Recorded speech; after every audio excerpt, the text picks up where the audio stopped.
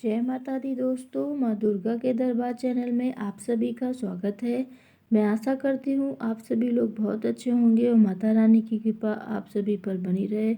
दोस्तों, अगर आप घर में दुर्गा माता की चौकी को बैठा रहे हैं तो आपको किन बातों का ध्यान रखना है, कौन से भजन का क्रम क्या है, तो वो सब मैं आपको आज बताने वाली हूँ। उससे पहले अगर अभी तक आपने हमारे चैनल को सब्सक्राइब नहीं किया है तो सब्सक्राइब कर लीजिए और नोटिफिकेशन को ऑन कर दीजिए, जिससे हमें सभी वीडियो आपको उपलब्ध होती रहें।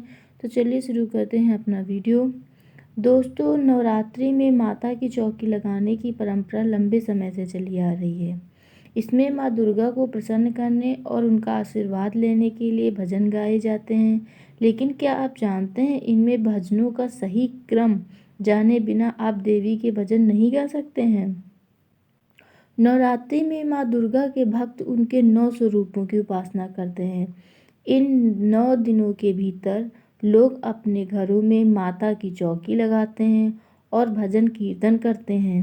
कहते हैं कि नवरात्रि में देवी के भजनों को गाने से वो प्रसन्न होती हैं और मन की सारी इच्छाओं को पूरा करती हैं।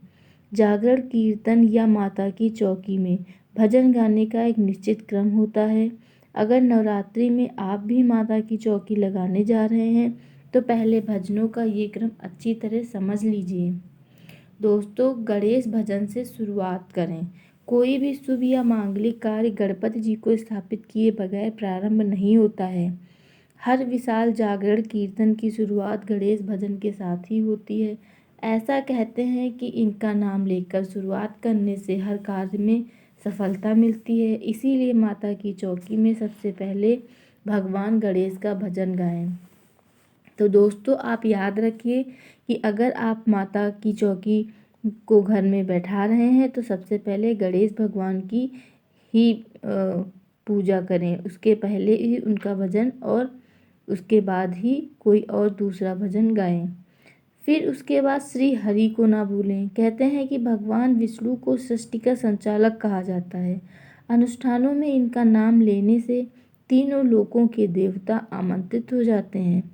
इसीलिए देवी का गुणगान करने से पहले भगवान विष्णु का कम से कम एक भजन जरूर गाएं। इसके बगैर जागरण कीर्तन संपन्न नहीं माने जाते हैं।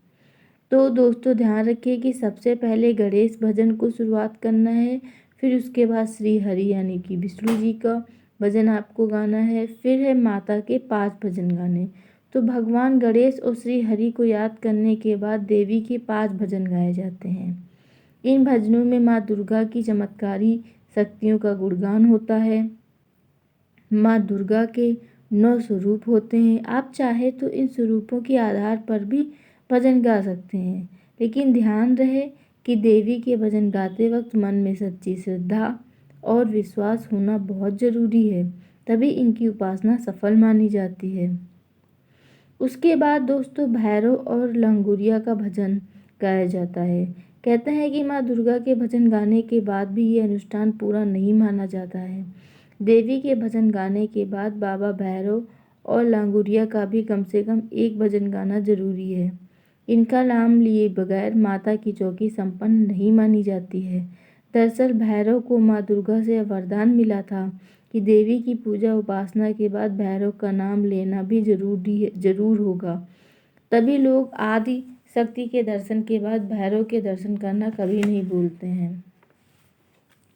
उसके बाद दोस्तों, भजन का सिलसिला थमने के बाद माता की चौकी में बैठे भक्तों में प्रसाद वितरित किया जाता है। वैसे तो माता को 9 तरह के भोग लगाए जाते हैं, लेकिन आप गाय के घी से बने हलवा और काले चने का प्रसाद भी बना सकते हैं। यह भोग पहले माँ दुर्गा को लगाएं, इसके बाद इसे सभी लोगों में बांटें। तो दोस्तों, आप ध्यान रखिए कि यदि आप माता की चौकी घर में बैठा रहे हैं तो सबसे पहले गणेश भगवान, फिर उसके बाद हरि यानी कि विष्णु भगवान, फिर माता के 5 भजन गाएं और फिर सबसे अंत में भैरव और लंगुरिया का भजन जरूर गाएं। इससे आपकी माता की चौकी जो है वो सफल मानी जाएगी। दोस्तों, आशा करती हूँ आपको यह वीडियो अच्छा लगा होगा। अगर आपको यह वीडियो अच्छा लगा है कमेंट में जय माता दी अवश्य लिखिए। फिर हम मिलते हैं अगले वीडियो में, तब तक के लिए जय माता दी।